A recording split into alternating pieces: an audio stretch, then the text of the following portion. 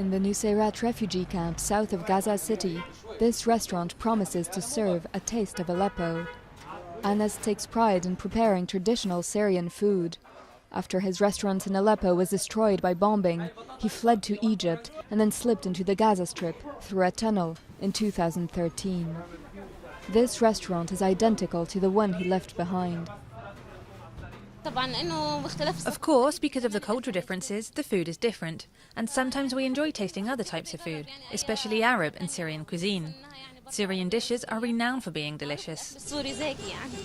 Despite Anas' success, daily life is harsh for Syrian refugees in Gaza. Since his arrival, he has witnessed 2 Israeli offensives against the Islamist movement Hamas, which governs the Palestinian enclave.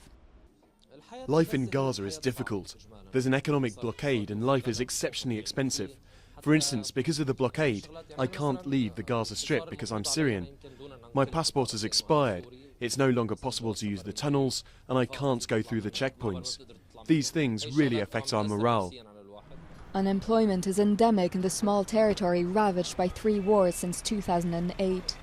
More than 3/4 of Gaza's population are registered as refugees with the United Nations.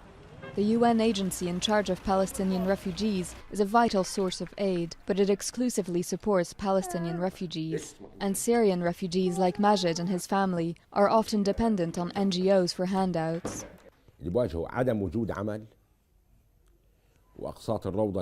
There are no jobs, and I need to pay for my children's school, and my wife needs eye surgery, which I can't afford because it's too expensive.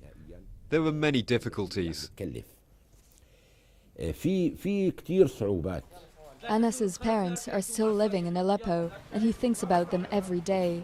But with a business and now a wife here, Gaza is slowly becoming his unlikely home.